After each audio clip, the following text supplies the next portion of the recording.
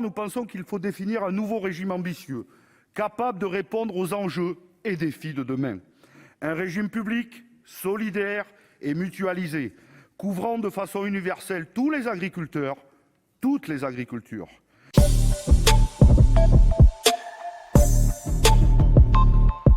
Madame la présidente, monsieur le ministre, mes chers collègues, démarrage de végétation toujours plus précoce, gel destructeur, grêle, puis canicule avec des températures supérieures à 40 degrés pendant plusieurs semaines, manque de précipitations, rapport du GIEC qui se succèdent, toujours plus alarmants. Les aléas d'hier deviennent les risques récurrents d'aujourd'hui. C'est pourquoi il est impératif de prendre la mesure des contraintes climatiques qui pèsent et pèseront sur l'ensemble de nos filières agricoles. Et c'est cette unique question qui devrait guider les choix d'avenir en matière de prévention et de gestion des risques agricoles.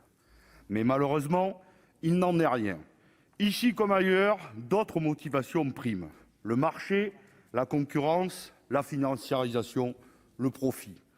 Alors que l'ensemble de la profession agricole bénéficiait des garanties minimales d'assurance publique contre les aléas climatiques exceptionnels, le choix a été fait d'affaiblir progressivement le Fonds national de garantie des calamités agricoles créé en 1964, avec toujours cette même volonté de siphonner les moyens d'un fonds public pour assurer l'extension du secteur privé.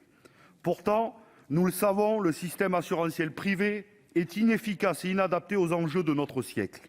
Il ne survit que grâce aux fonds publics et ne répond pas aux besoins réels des agriculteurs. Seulement 20% des surfaces de culture sont couvertes par un contrat multirisque climatique récolte. Ce taux est seulement de 2,5% pour les filières comme l'arboriculture et il est quasi nul pour les prairies. De plus, ces contrats qui ne concernent presque aucune structure agricole familiale ne permettent pas de compenser efficacement une part significative des pertes. Problèmes d'estimation, franchise, seuil de déclenchement, complexité en tout genre. Enfin, ils ne correspondent pas aux capacités financières de la majorité des exploitants familiaux. Ces assurances privées restent inaccessibles pour toutes les fermes qui ne dégagent que de très faibles revenus. C'est pourtant cette même direction que prend le projet de loi dont nous débattons aujourd'hui et qui propose une généralisation des assurances privées sur la base d'un financement public supplémentaire prélevé sur le budget de la PAC. Ce projet de loi, que vous présentez comme universel, laissera de nombreux agriculteurs sans couverture contre les risques. Non seulement vous privez de nombreux agriculteurs du dispositif des calamités agricoles, mais en plus vous pénalisez ceux qui n'auront pas souscrit d'assurance puisqu'ils seront moitié moins indemnisés par l'État et seulement en cas de perte exceptionnelle. De plus, vous excluez des productions essentielles comme le maraîchage diversifié ou l'apiculture qui ne sont pas assurables alors qu'elles sont en première ligne face au changement climatique, comme le rappelle très justement la Confédération paysanne.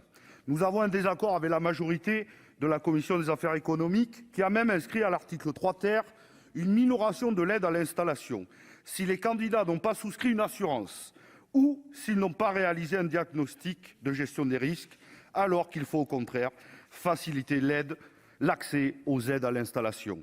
Enfin, ce projet de loi acte encore un peu plus le retrait de l'État et donne une place centrale aux assureurs dans la gouvernance du nouveau dispositif. Certes, le dispositif actuel présente de nombreux défauts et nécessite une vraie réforme. Mais pour notre part, nous pensons qu'il faut définir un nouveau régime ambitieux, capable de répondre aux enjeux et défis de demain.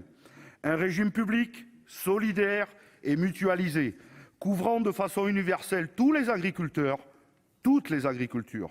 Un régime avec des moyens financiers spécifiques et adaptés, reprenant l'intégralité des contributions, fonds publics nationaux et européens déjà existants, mais prévoyant aussi de nouvelles ressources, avec un prélèvement sur les revenus financiers des groupes, par exemple de l'agroalimentaire, de la distribution, de l'industrie des phytosanitaires, des intrants, mais aussi des secteurs bancaires et assurantiels qui spéculent sur les matières premières agricoles.